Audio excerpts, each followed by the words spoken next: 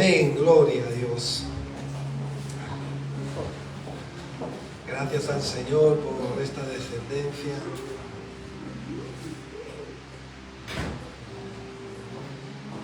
Bueno, ¿cómo están mis amados? Espero que hayan tenido una buena semana. Me alegra mucho verlos, poder estar de nuevo para compartir de la palabra y por supuesto ese tiempo de adoración que hemos podido glorificar al Señor juntos. Es muy importante que estemos aquí juntos como iglesia, como familia, como cuerpo, porque esto es una celebración en Cristo. Así que, aunque cada vez que nosotros recordamos la muerte del Señor, pues genera tristeza, pero la tristeza en Cristo produce arrepentimiento. Así que todos nos ayudan para bien en el Señor. Así que espero que a pesar de las luchas, de la semana, de las batallas que hayan podido pelear, pues hayan sentido que el Señor está con ustedes. Amén. Gloria al Señor.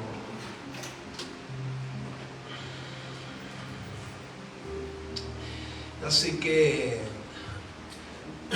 os comparto, mis hermanos, que hoy hacemos mi esposa y yo 13 años de casados. Así que, amén.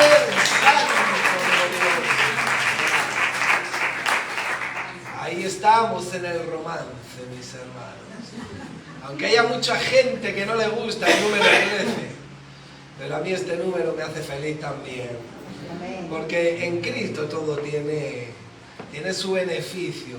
Así que luego al final que no se me olvide llamar a mi esposa y que toda la iglesia pueda orar por nosotros juntamente con los pastores Antonio y Maribel. Así que mis padres creo que este año hacen las bodas de oro. Y yo le dije a mi padre, digo, yo creo que hacemos las bodas de cobre. Pero bueno, vamos ahí hacia adelante, ¿no? Nos queda menos para las de plata. Así que muy feliz, mi hermano, mi hermana. La semana pasada el Señor me dio una palabra que titulé En beneficio de mi alma.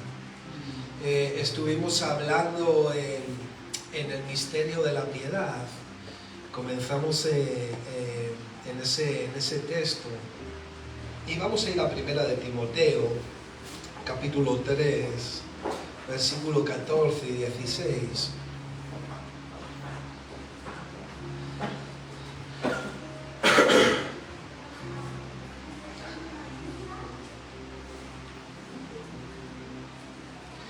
Vamos a ponernos de pie por un momento, por favor. Vamos a leer la porción bíblica de esta mañana y luego voy a orar por ella.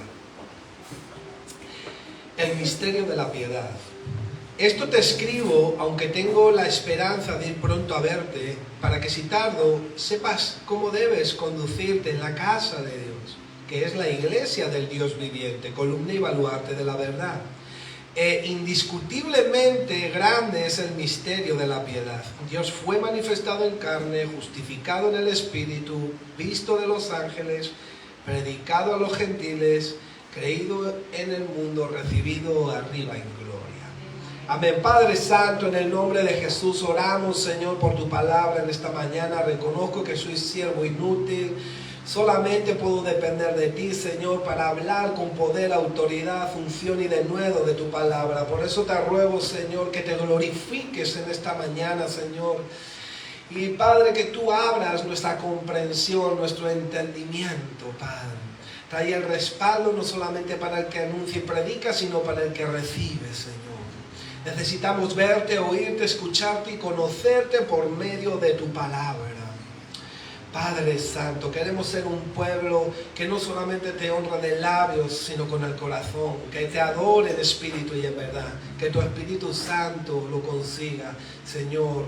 Tú que creas de la nada, créalo en nosotros, para tu gloria y honra en el nombre de Jesús. Amén. Gloria al Señor. Podemos tomar asiento, por favor. Entonces, hoy vamos a estar compartiendo la segunda parte titulado En beneficio de mi alma. el Señor empezó a mostrarme gente que estamos lidiando, muchas personas de las que estamos aquí, estamos lidiando una batalla tan intensa, tan real, mis hermanos. Hay una lucha muy fuerte, y por eso el Señor nos da esta palabra para que podamos entender un poco el porqué de la lucha, cuál es el sentido, hacia dónde vamos, cómo debemos de situarnos, cómo debemos nosotros de hacer. Así que noten que el misterio de la piedad está en un contexto, dice Pablo a Timoteo, para que sepa cómo debe de conducirse, para que sepa cómo debe de guiarse, de andar, de avanzar en la dirección correcta en la iglesia, en la casa de Dios. Entonces, empecemos tomando el texto para que nosotros podamos analizar el contexto, el misterio de la piedad, hacia dónde nos está llevando esta revelación. Eso es un misterio, algo que está oculto, que te he revelado, algo que estaba escondido, que ahora tú puedes verlo. Así que, como el Señor dijo en Jeremías 33:3, Él nos enseña cosas grandes y ocultas que nosotros no conocíamos. Como el apóstol Pablo le dijo a los corintios, cosas que ojos no vio, ni oído yo, ni en corazón de hombre han subido, son las que Dios tiene para los que le aman. Así que aquí hay un misterio, algo oculto que Dios nos ha revelado. El Señor lo revela por medio del Espíritu Santo. Recuerda que está diciendo para que tú sepas cómo conducirte en la casa de Dios, que es la iglesia, mis hermanos. Está hablando a los hijos y a las hijas de Dios. Está hablando a los cristianos. No existe cristiandad, no existe un hijo de Dios que no haya nacido de nuevo, que no haya recibido el Espíritu Santo, que no pueda dar testimonio con libertad de una intervención deliberada en su vida. Si eso no ha acontecido, tienes que buscarlo, tienes que pedirlo y tienes que meterte con Dios. Pero el cristiano verdaderamente es porque ha nacido del agua y del Espíritu, es porque ha experimentado un evento sobrenatural sobre su vida, es porque está dando de alguna forma, en alguna medida, un fruto, una realidad. Si eso no está pasando, tienes que meterte para pedirlo. Otra cosa es que estemos batallando con áreas de nuestras vidas, pero uno tiene que tener la convicción y la certeza de lo que ha acontecido en nuestra vida. Entonces nosotros no venimos buscando convencer a nadie, venimos para que la gente se convierta a lo que Cristo nos dejó en su palabra. Amén. Amén. Así que Él está diciendo para que tú sepas, iglesia, cómo tú debes de conducirte, cómo tú debes de avanzar, cómo debes de guiarte tú mismo, cómo debes de entender cómo hacerlo. Para que tú sepas, porque tú eres columna y baluarte de la verdad. O sea, es decir, tu vida está sobre la roca, pero usted es una columna, el peso de la verdad recae sobre usted, y a usted lo sostiene la roca que es Cristo. Amén. Así que usted que es columna y baluarte de la verdad, usted tiene que saber cómo sostener y transmitir la verdad del Evangelio, la verdad de la salvación, la verdad del carácter, de lo que Dios ha hecho en nuestra vida al mundo, a la iglesia. Si nosotros no comenzamos desde dentro, ¿cómo vamos a testificar afuera? La obra no se hace de fuera adentro, se hace de dentro hacia afuera. Así que, fíjense, mis hermanos, que el misterio, la piedad, es un misterio. Pedro, en 2 de Pedro 1, 3, 4, dice que todas las cosas que pertenecen a la vida y a la piedad nos han sido dadas. Y dice que somos participantes de una naturaleza divina. dice, huyendo de la corrupción que hay en el mundo. Nunca usted será partícipe de Jesús si usted no corre de la corrupción. ¿Cómo? Escapar de la inmundicia y de la corrupción que hay en el mundo. Usted nunca participará de lo divino si usted no sabe correr. Así que la piedad, mis hermanos, viene hablando, la piedad abarca todo lo que es el Evangelio. Todo el esquema, todo el compendio de las verdades bíblicas, eso es el misterio de la piedad. ¿Por qué? Porque Dios fue manifestado en carne. O sea, dicho de otra forma, la piedad son todas las verdades reveladas de la fe cristiana expresadas en la persona de Cristo. ¿Qué es la piedad? Es el esquema, el conjunto, toda la dimensión de lo que Dios nos ha revelado en Cristo Jesús. Eso es la piedad. Y entonces pudiéramos hablar de tantas cosas. Fíjense la dimensión de este misterio. Así que la esencia de las verdades de la fe están entretejidas en la persona de Cristo. Alguien dijo, Dios no tiene un pacto con usted, Dios tiene un pacto con Cristo y con usted en Cristo. O sea, es por Él, por medio de Él, es en Él existimos, en Él nos movemos, en Él somos, como dice en Hechos de los Apóstoles. Así que, por hablar un poco más de la piedad, fíjense, mis hermanos, por ejemplo, Tito dice que el conocimiento de la verdad es según la piedad. Esa verdad que nos hace libres es según la piedad. La doctrina es conforme a la piedad. O sea, toda enseñanza doctrinal, sea fundamental o sea secundaria o periférica, es de acuerdo a la piedad. Fíjense, mis hermanos. Así que la Biblia dice, ejercitaos para la piedad. ¿Quién te había dicho a ti que ibas a ir al gimnasio?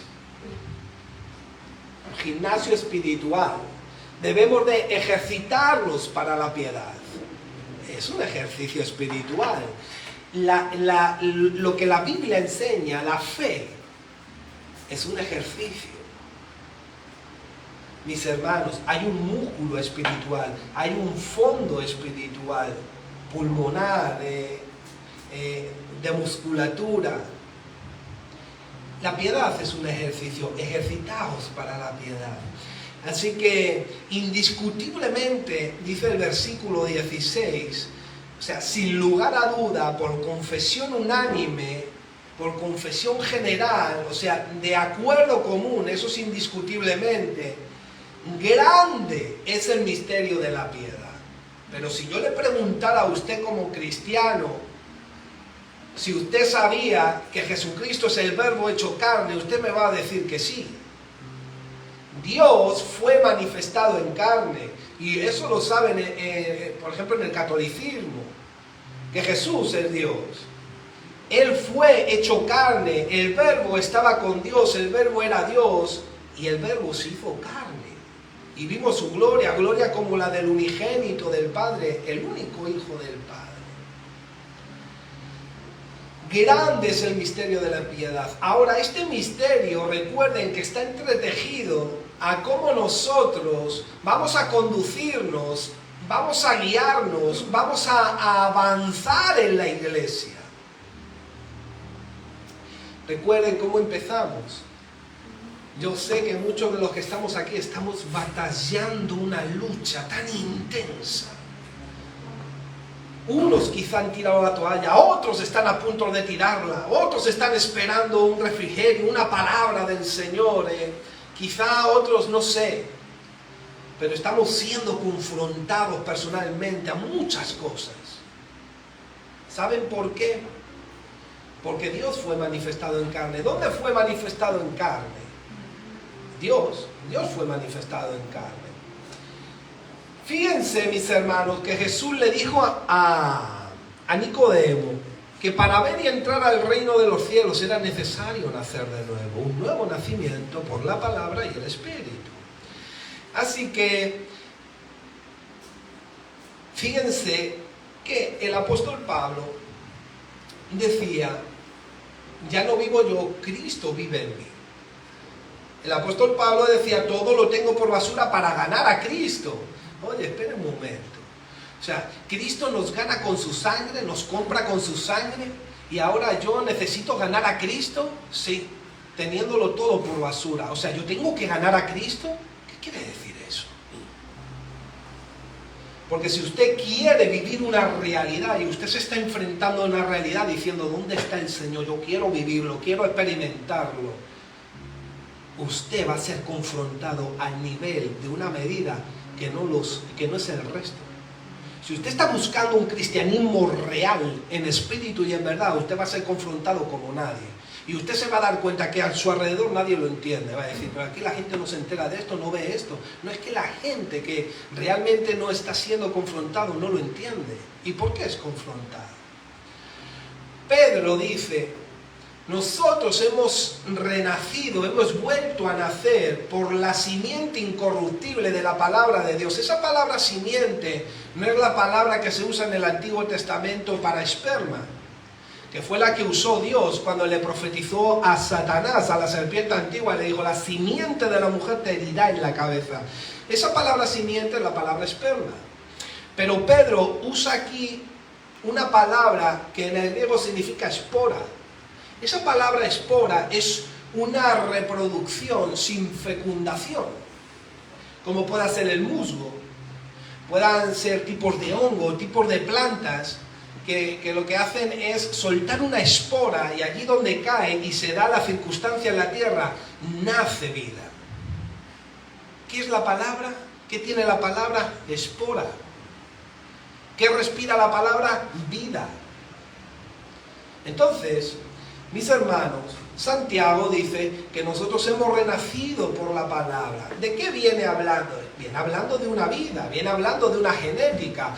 Ustedes han sido creados a la imagen de Jesucristo. Sois hechura de Dios en Cristo Jesús. Oye, ¿será que Dios quiere manifestarse en mi carne? Porque la vida que hemos recibido es eterna. Lleva la imagen de Cristo. Todos hemos tomado de su plenitud, gracia sobre gracia. ¿Cómo oraba Pablo por los Gálatas? Con dolores de parto hasta que Cristo sea formado en vosotros. Es una vida, es una realidad. ¿Dónde se va a manifestar la vida de Jesús? En tu cuerpo. ¿Dónde se va a ver en tu cuerpo? Porque hay gente que es tan espiritual que no se le ve a Jesús. No se le ve. Lo tiene tan adentro que no se le ve. El apóstol Pablo lo venía expresando. Ese es el misterio que está revelando la piedad. Dios fue manifestado en carne.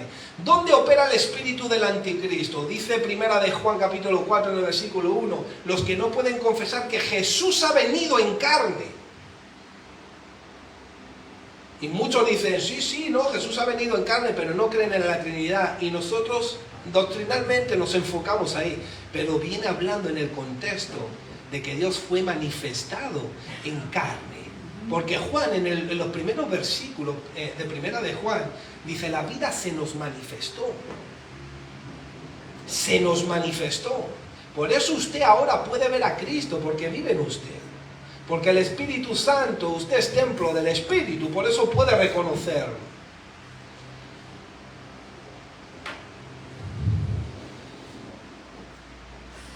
Mis hermanos, nosotros no estamos delante de un intelectual, de alguien muy capacitado. Nosotros no estamos delante de alguien que tiene una inteligencia, no.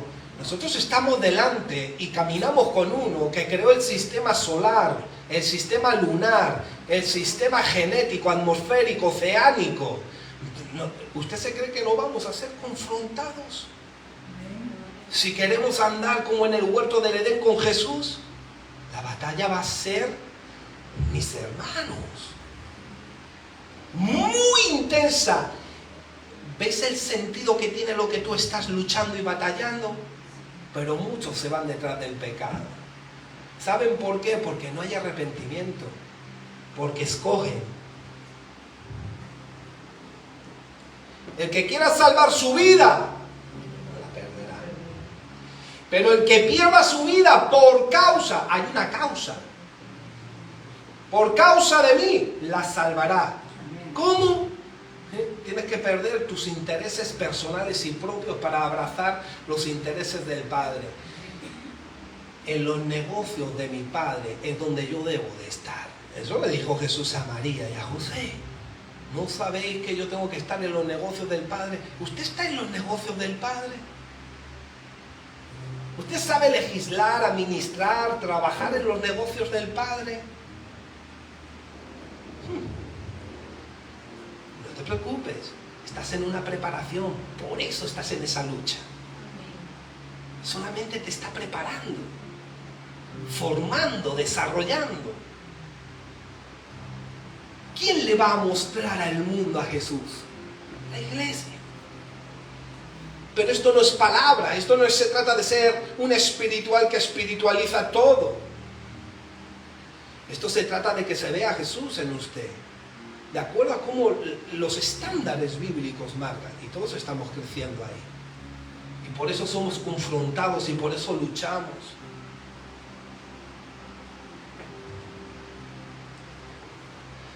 Dice el necio en su corazón, no hay Dios. El necio, la necedad, no puede reconocer a Dios. No puede. Pero me llama la atención que Dios escoge lo necio para avergonzar al sabio. Oye, qué tremendo el Señor. Y escoge lo débil para avergonzar a los fuertes. Y escoge lo vil, lo menospreciado, lo enfermo, lo sucio, lo que no es, para deshacer lo que es. Y hacer lo que no era. A Dios le gustan los retos. ¿Saben lo que transmite el versículo? Que de lo que depende es de su recurso. Son los recursos celestiales. Por eso dice que hemos sido bendecidos con toda bendición espiritual en los lugares celestiales. Entonces, mis hermanos, voy a hacer una pregunta, no quiero ofender a nadie, pero ¿pudiera haber áreas en nuestra vida que no hemos reconocido a Dios? ¿Qué era la necedad? Lo que no reconoce a Dios. No te estoy llamando necio, te estoy llamando entendido. Pero el apóstol Pablo dice a la iglesia de Efesios en el capítulo 5, no andéis como necios, sino como entendidos, como sabios. La sabiduría, mis hermanos, es lo que pone en práctica el conocimiento de Dios. Eso es la sabiduría. ¿Cómo tú vas a usar lo que Dios te da, lo que Dios ha hecho? Eso es sabiduría. ¿Cómo tú vas a manejar? Cuando Dios le pregunta a Salomón, ¿qué quieres que te dé? Él dice, dame sabiduría para saber cómo gobernar a tu pueblo. Sabiduría es cómo tú usas la vida, cómo tú usas las cosas. Por eso el principio de la sabiduría es el temor al Señor. Porque muchas cosas no las hacemos porque decimos, esta sí no se hace. Y hay temor, hay reverencia, respeto y miedo también. Porque también hay juicios, disciplina, consecuencias por el pecado también. Así que, ¿por qué tanta lucha? Mis hermanas, porque los deseos de la carne batallan contra el alma. Eso dice Pedro. Los deseos de tu carne batallan contra tu alma. Hay una lucha, una guerra de lo que tu carne, de lo que tu naturaleza caída pecaminosa quiere hacer por tu alma. Y el diablo lo estimula, y el mundo espiritual lo estimula, y las tinieblas lo estimulan, y todo el sistema anticristo de este mundo que estimula ese área, quiere estimular eso. Los deseos de la carne batallan contra el alma. ¿Qué batalla? ¡Ay, Dios mío! Yo no sé si tú la sientes, yo la siento. O sea, que es que esta palabrita no se piense que es para usted, para mí el primero. firmes en el Señor. ¡Ay, Dios mío! Por eso usted es confrontado. La gente, imagínense cuando estaba Jesús, nadie ha predicado con la dureza que predicaba Jesús. Con la rectitud, la justicia, la santidad, la claridad, bien balanceado, pero no le temblaba el pulso. Hasta a los 12 le dijo, si vosotros os queréis ir porque no aguantéis la palabra, márchense ustedes también. Porque no es cuestión de que el hombre siga, sino es cuestión de lo que él iba a provocar en el cielo. El Padre lo iba a recibir como ofrenda y iba a traer la salvación al hombre. Iba a llevar muchos hijos a la gloria y él se iba a convertir en el camino, la verdad y la vida. Él es el camino abierto por su carne y sangre, por su vida. Porque él sabía que aunque todos los iban a abandonar, él iba a generar un efecto. ¿Estás entendiendo? Como el Padre me envió, así yo os envío a vosotros. Vas a generar un efecto. Vas a generar un efecto, pero eso conlleva estar en la escuela de Cristo, entrar a la alfarería, ser expuesto. No vas a caminar con Dios como te dé la gana. Métase esto en la cabeza. Usted no va, por mucho que Dios te ame a ti, Él no va a quebrantar los parámetros bíblicos ni de su santidad. Por mucho que te ame y aunque te vayas con Él una eternidad, usted, si no entiende esto, usted no podrá servir a Dios de verdad. Usted va a ser confrontado y lo necesitas. Entonces la gente llegaba y decía, no vayas para allá que tus tinieblas son expuestas. Ese como habla, y Jesús decía, estos no vienen a mí para que sus tinieblas no salgan a la luz. Pero yo necesito que mis tinieblas salgan a la luz, no las quiero. Quiero que salgan de mí. Quiero que la luz entre, que se vayan las tinieblas. Yo quiero servir a Dios de verdad. ¿Cómo puedo hacerlo, Jesús? Bueno, pues para que tú sepas cómo debes de conducirte, guiarte, avanzar en la iglesia. Grande es el misterio de la verdad. ¡Wow! Somos templo del Espíritu. Uno se goza en la presencia. Pero mis hermanos, eso no es el fin, ese es el principio. Porque Satanás pecó en la presencia, Adán y Eva pecaron en la presencia. Y a través de miles de años, muchos hombres y mujeres pecaron en la presencia. Eso solamente es el principio. Usted está en la presencia, gloria a Dios, amén. Ahora aprende a caminar en la presencia y a mantenerse en la presencia. Que no te tengan que echar del huerto. Así que, ¿qué batalla la del alma? Esta carne maldita. ¡Qué tremendo! Hay esperanza en Cristo. No te frustres, no te neutralices. Hay victoria en Cristo. Y esa victoria es real, se materializa. Gálatas 1:4 dice, Jesús se dio a sí mismo por nuestros pecados para liberarnos en este presente, en el tiempo presente, siglo malo, en el mundo malo, todo lo que se mueve aquí. No solamente habla en un futuro, está hablando en el presente.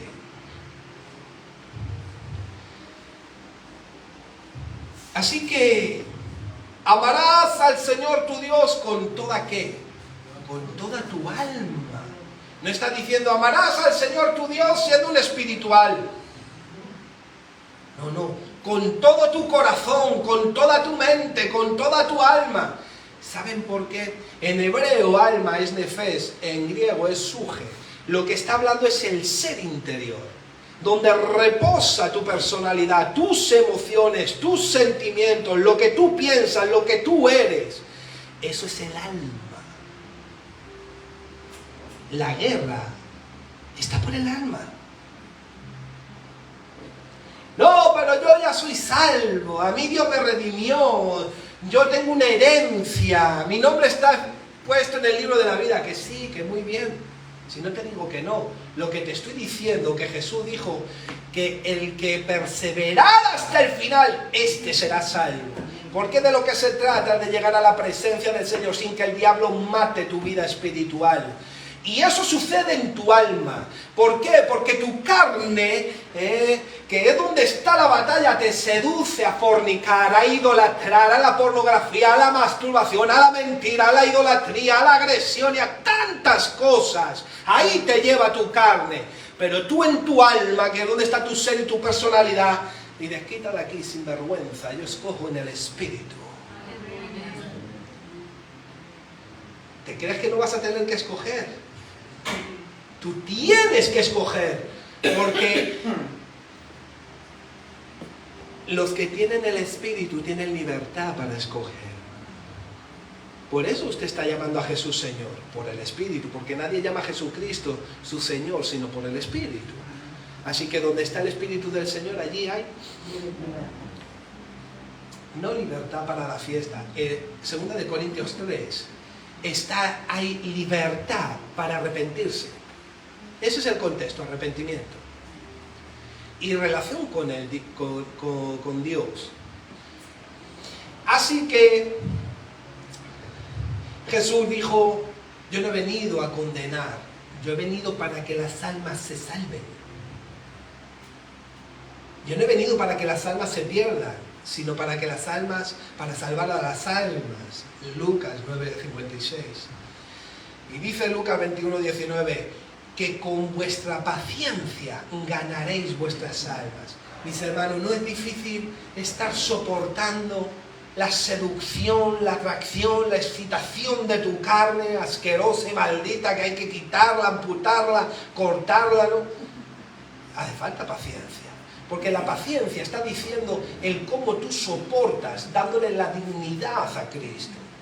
Es una guerra, tienes que aguantar. El conflicto que tienes en tu interior tiene un significado y tiene un propósito. No es en vano. Ahora, si tú te estás yendo de un pecadito y pareces una ranita saltando de un lado para otro, discúlpeme. El diablo te mata más tarde o más temprano, porque dice Santiago que cuando tú eres tentado de tu propia naturaleza y tú le das cabida, da a luz muerte. ¿Qué muerte? Muerte espiritual. Por eso remata en el capítulo 5, Santiago, con muerte espiritual. O sea, mis hermanos, esto es un desafío, esto es una batalla real. No le permitas al diablo que te mate. Mis hermanos, dice que nuestra alma perseverará únicamente a través de la fe. Solamente la fe puede hacer que perseverar nuestra alma. En Hebreos 10:39. Santiago 1:21 expresa que solamente la palabra puede salvar tu alma. Y dice Primera de Pedro 1:9, y esto es clave, el fin de vuestra fe es la salvación de vuestras almas. Usted está entendiendo, mis hermanos, que su alma estará en un estado de muerte, que es fuera de la presencia, de los propósitos, de toda sensibilidad con Dios, o estará en la vida un alma que va a sentir la presencia, que va a sentir los propósitos, que va a sentir los recursos, los beneficios, los resultados. Mis hermanos, ser emocional no es malo si están santificadas al Señor, porque ¿dónde se experimenta el amor, la bondad, la benignidad, la alegría, el gozo? En tu alma. No es malo que sientas. Nos predicaron durante tiempo que ser almático, que ser emocional. No, yo soy cuerpo, alma y espíritu. Lo que yo necesito es en mi ser, en mi alma, escoger para dejarme afectar por el Espíritu. Por eso todo comienza por el Espíritu, nuevo nacimiento del agua y del Espíritu. Lo que Jesús quiere es afectar tu vida, tu alma, tu corazón, tu mente, en la vida espiritual. Entiende esto y vívalo. Y sigamos viviéndolo. Y dígamelo usted a mí también, que también lo necesito. También soy de barro. Y también me crece la mala hierba que crece sin permiso y también tengo que estar cortándola. Esto es cada día, mis hermanos. Esto es una lucha. Pero merece la pena. Amén. Porque vas a honrar a Jesús. vas a honrar su sacrificio. Vas a hacer tesoros arriba en los cielos. Vas a ser enseñado, redarguido, corregido, instruido, perfeccionado y preparado. Y cuando acabes ese recorrido, el Señor te dirá, todavía no has empezado, esta es la obra que tengo para ti. Y te subirá en un don, en un ministerio, en una obra, y te asombrarás lo que Dios hace con el ser humano. Esto no es de 4 iluminados y de 4 ungidos. Esto es para la iglesia, del primero al último, del último al primero. Esto es para todos. Solamente es entender, comprender, alinearte a ciertos patrones bíblicos, y entonces el Espíritu Santo perfecciona la obra. Ahora, no quieras meter al Señor por donde tú quieras. Vuelvo y repito, no estás caminando con un intelectual, con un filósofo o con alguien que tiene muchas habilidades. Estás andando con el Creador, con el que es santo, justo y perfecto por una eternidad. No estás andando con cualquiera. Y Él no te está subiendo a su medida. Solamente te está diciendo, quiero enseñarte.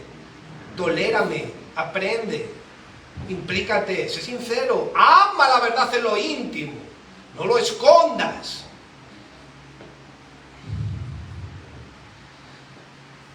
El fin de vuestra fe es la salvación de vuestras almas. O sea, es decir, lo que te está, este versículo que dice Pedro, lo que te está diciendo Pedro es, pon los ojos en el final del camino, para que tú veas cuál es el propósito aquí. Mira el final.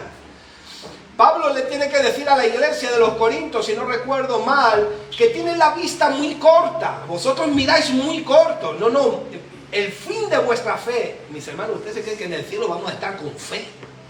Con la Biblia, buscando los versículos, evangelizando. La palabra es eterna, porque Cristo es la palabra encarnada. Pero mis hermanos, allí ya no hace falta fe, ahí ya hemos llegado a casa. Ya estamos. ¿O no? No necesitamos la Biblia porque estamos con Jesucristo, que es la palabra encarnada. Habremos pasado del tiempo a lo eterno, de lo corrupto a lo incorruptible. Habremos recibido la plenitud de todo lo que se nos ha dado. Es ahora la fe. La fe es ahora, no luego. No, cuando esté en el cielo voy a tener fe. No, mis hermanos, no tienes fe, no entras en el cielo. Así que el asunto es que la salvación de mi alma es obtener el fin de mi fe. ¿Cuál es el fin? ¿Cuál es el fin? El fin de vuestra fe es la salvación de vuestras almas. Entonces, ¿qué tengo que hacer aquí? Que mi alma sea salva aquí. Que el diablo no me la mate, no me la ensucie, no me la corrompa, no me la entenebrezca, no me la adultere. El fin de mi fe es ese. Lo necesito aquí.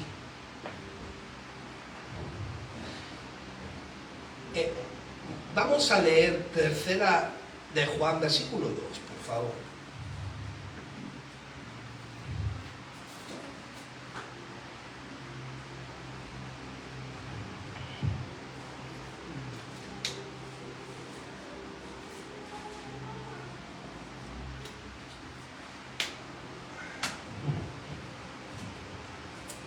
Atentos. Amado, yo deseo que tú seas prosperado en todas las cosas y que tengas salud así como prospera. El diablo vino para matar, para mentir y para destruir. Y Dios vino para dar vida y vida en abundancia. Yo deseo que tú seas prosperado en todas las cosas y que tengas salud así como prospera tu alma. Te lo voy a decir de otra forma. De acuerdo, conforme, en la medida en la que tu alma prospera, prosperarán todas las cosas y tendrás salud espiritual, psicológica, mental, emocional y física.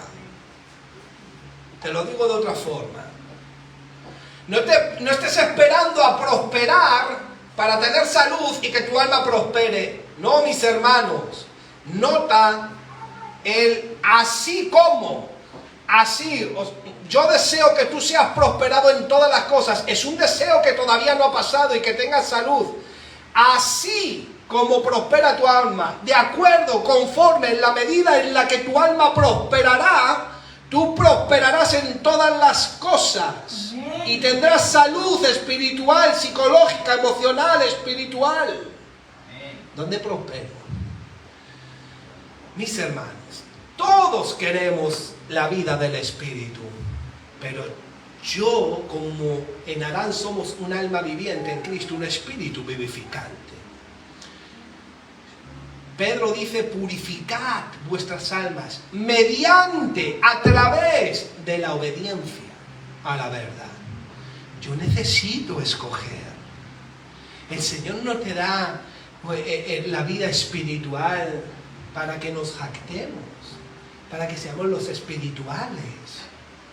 No, mis hermanos, aquí hay un trabajo. Y el trabajo es lo que Pablo le dice a los tesalonicenses, que todo vuestro ser, espíritu, alma y cuerpo, sea santificado. Todo. Pero si el Señor hace algo espiritual contigo y en tu alma decides pecado, los deseos de la carne, que batallan contra el alma, el espíritu se apagará. Perderás toda sensibilidad. Y cuando menos te lo esperes, ya no querrás ni ir a la iglesia, te aburriremos, no querrás ni orar, no habrá ayuno, no habrá lectura, no habrá oración, no habrá evangelismo, ya no querrás. Y cada vez el pecado ganará más terreno en ti. ¿Por qué? Porque cuando los deseos de la carne batallaron contra tu alma y tú decidiste los deseos de tu carne.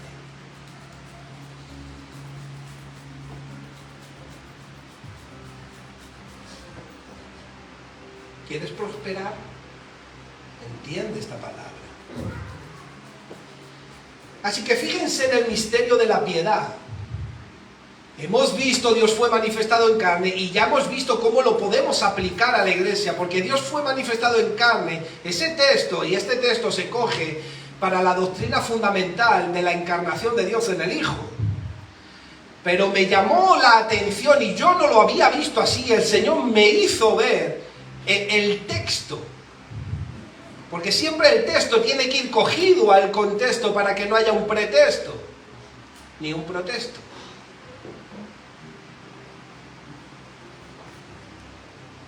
Así que el texto tiene que estar cogido.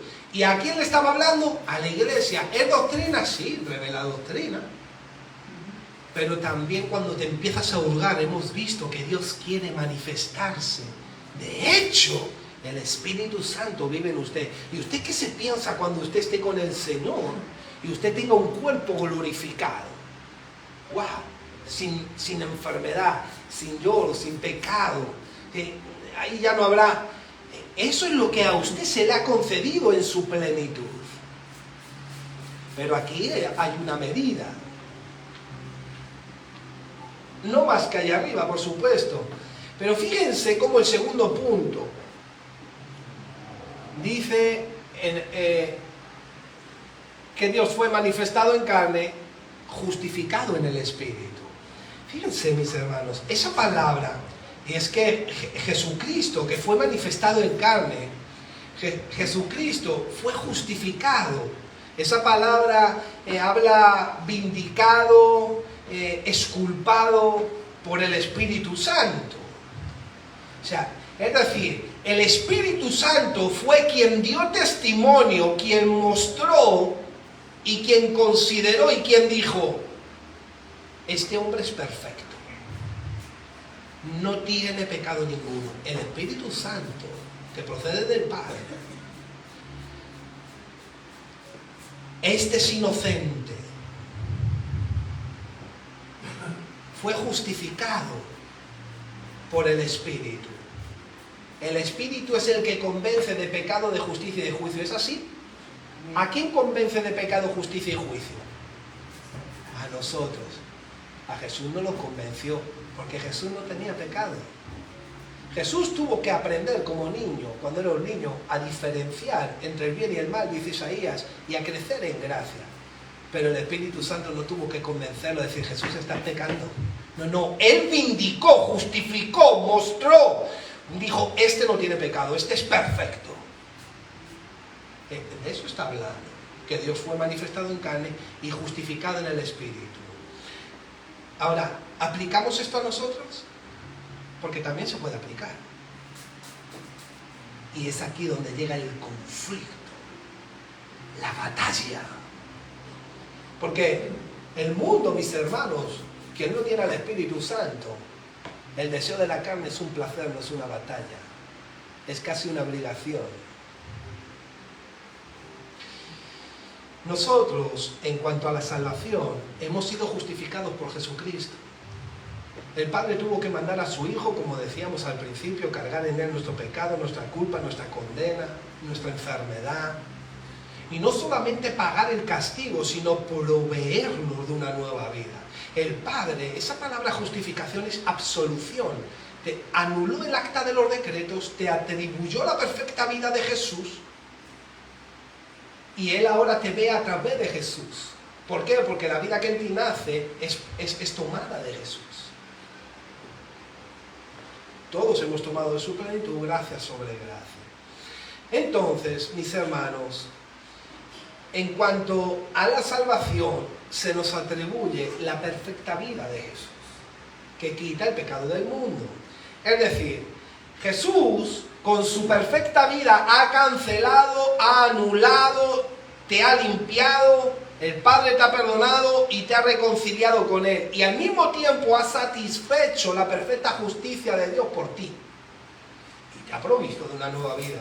Estamos hablando, mis hermanos, de lo que es la justificación a nosotros, en Cristo.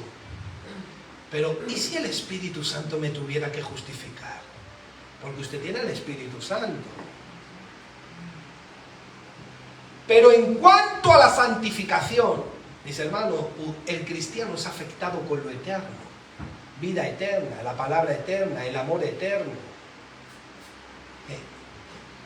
Mis hermanos, nosotros, las bendiciones celestiales, eternas, una herencia eterna, hemos sido afectados con lo eterno. Y en esa santificación, es decir, yo me aparto para lo eterno. Me aparto para lo eterno, dejo lo temporal. El Espíritu Santo que vive en ti es el que le está mostrando, el que está verificando,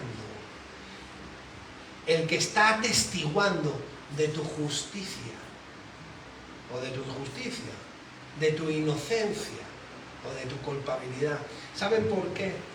Porque en el Evangelio Dios nos ha revelado su justicia.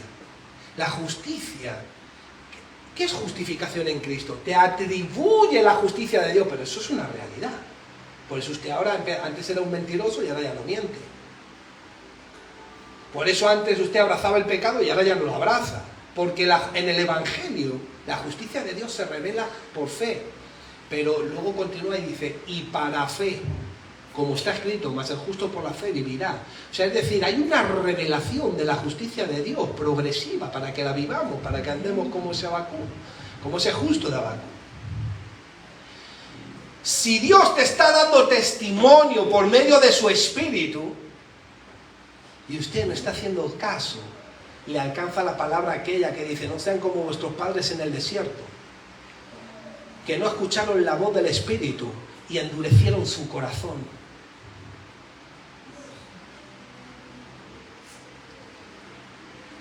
El Espíritu Santo sabe lo que usted y yo estamos haciendo, cómo estamos tolerando, cómo estamos cogiendo, cómo estamos abrazando, cómo nos estamos implicando. Pero el Espíritu Santo al mismo tiempo te está atribuyendo la justicia de Dios progresivamente, porque en el Evangelio la justicia de Dios se revela por fe y para fe. O sea, a través del Espíritu Santo en la palabra, la justicia de Dios se te está revelando. Ahora imagínese que Dios le revela algo y le da testimonio de algo y usted no cumple con ello, pues no espere que le revele más. Primero tendrá que cumplir con la A, luego con la B, luego con la C, luego con la D, luego con la E. Y tendrá que ir poco a poco a su nivel. Mis hermanos, y con esto vamos a despedir. Había un discípulo que era un apóstol que se llamaba Pedro. Y Pedro, cuando empezó a escuchar de boca del Señor que le era necesario sufrir, padecer y hasta morir, Pedro empezó a reconvenirle y a decirle: Señor, esto no te acontezca, no vayas. Y le dijo: apártate de mí, Satanás, porque no pones la mira en las cosas de Dios, sino en las de los hombres. ¿Dónde pone la mira Satanás? En las cosas de los hombres. Y entonces empezó ahí, y todos os vais a escandalizar y todos me vais a dejar. Y Pedro dijo: yo daré mi vida por ti.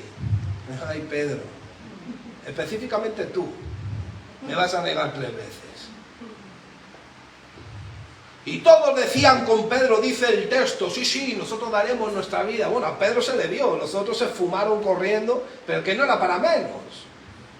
Ustedes ven todo ese grupo de personas con esa hostilidad, esa agresión, con espadas, con autoridad del gobierno, con palos, cuchillos, y vete tú a saber con qué más. Y todos corrieron. Pero Pedro se quedó y le cortó la oreja a uno. El Señor no le dijo a Pedro: tú estás mintiendo. Le dijo: tú me vas a negar. Porque es verdad que Pedro dio su vida por el Señor cuando le cortó la oreja. Porque podrían haberlo matado. Podrían haberlo apresado. Él no dijo él no mintió. Ese fue de los que tiraban para adelante. Se dio su vida por el Señor en ese caso. Lo que pasa es que en el patio del sumo sacerdote, cuando Jesús lo mira, él se acordó. Yo lo veo acordándose: no pudiera yo llamar a 12 legiones de ángeles, Pedro. Y Pedro diría: madre mía, pero si este sana a los enfermos, anda por encima del agua, hasta yo he andado por encima del agua, multiplica panes y peces de una forma que... Pero ¿por qué permite esto? Pedro, porque el evangelio es dar tu vida sin defenderte. Aún yo estoy muriendo por este que me pega, este que me escupe, este que me arranca la barba. Estoy muriendo por todos. El evangelio es dar tu vida por tus amigos, por tus hermanos, por el propósito de Dios. ¿Entiendes, Pedro? Venga, da un pasito y di que tú estás con nosotros. Hasta juró que no lo conocía. Pero a ver quién se atrevía ahí. A ver quién era el valiente ahí. Jesús, el valiente de Jacob, el valiente de Israel, el león de Judá. Y negó 3 veces. Fíjense, mis hermanos, en Hechos capítulo 5, otra vez a Pedro.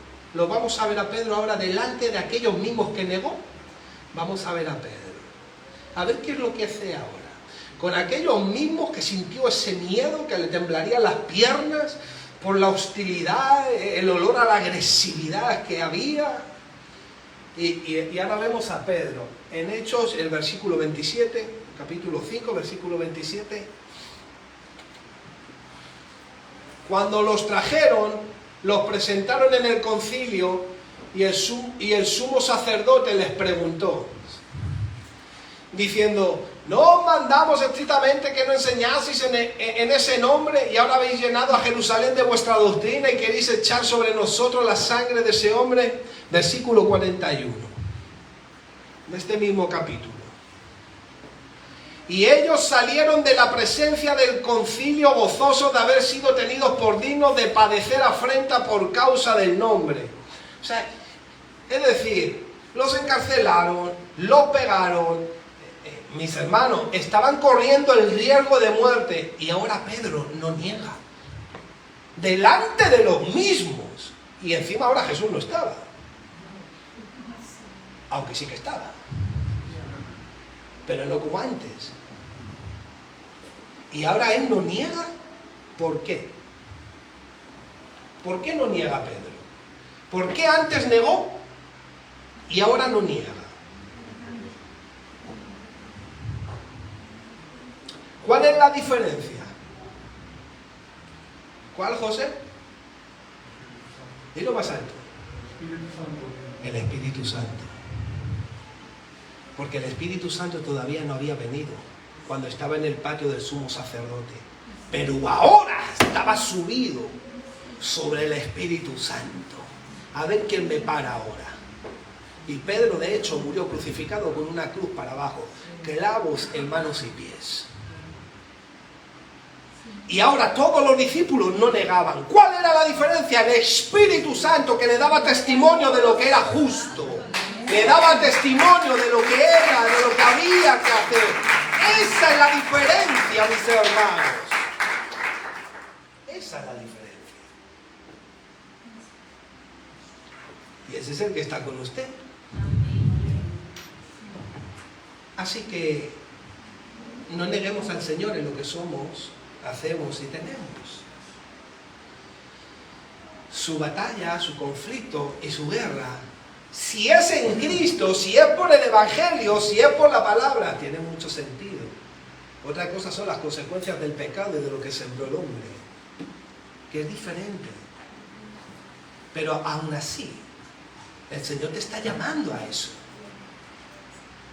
Porque el diablo vino para matar, mentir y destruir. Así que el Espíritu Santo nos siga revelando la vida de Jesús. Yo veo, mis hermanos, dije la semana pasada, hay algo que a mí me asombra, me impacta. Y es ver cómo Jesús libera a la gente. Cómo Jesús hace el milagro en la gente. Y cómo la propia gente a la cual Dios suelta las cadenas, los libera y los saca a lugares, a pastos delicados, a su presencia. Cómo la gente se vuelve para detrás, se mete en la cárcel de la cual le sacó el Señor, vuelven a cerrar la puerta y ellos mismos echan la llave. Me asombra eso. No lo entiendo. Me asombra, me impacta. Vamos a ponernos de pie por un momento, por favor. Padre Santo, en el nombre de Jesús, te damos las gracias, Señor. Estamos delante de ti, Señor, reconociendo que somos de barro, pero confiados en tu poder y autoridad, reconociendo que nos has dado vida eterna, una nueva naturaleza, reconociendo que tu Espíritu mora en nosotros, que hay un poder, una autoridad, una unción que viene del cielo, Señor. Por eso oramos para que tú nos renueves, nos fortalezcas y nos ayudes para continuar peleando la buena batalla de la fe. Ayúdanos a continuar viviendo, echándole en mano la vida eterna. Padre, fortalécenos. Lo que hemos estropeado, repáralos. De lo que hemos caído, Señor, restáuranos. Levántanos. Ayúdanos a correr, Señor, legítimamente, de acuerdo a las reglas. Por favor, Señor, ten misericordia de nosotros. Haznos entendidos. Provoca el querer como el hacer para leer la Escritura, para orar, para buscar tu rostro, para vivir arrepentidos. Ayúdanos a ser determinantes, rechazando el pecado, Señor. Ayúdanos, amado Dios, a ser determinantes en escoger la vida de tu Espíritu. Que el gozo de la salvación inunde nuestras vidas, en el nombre de Jesús. Amén. Dale un fuerte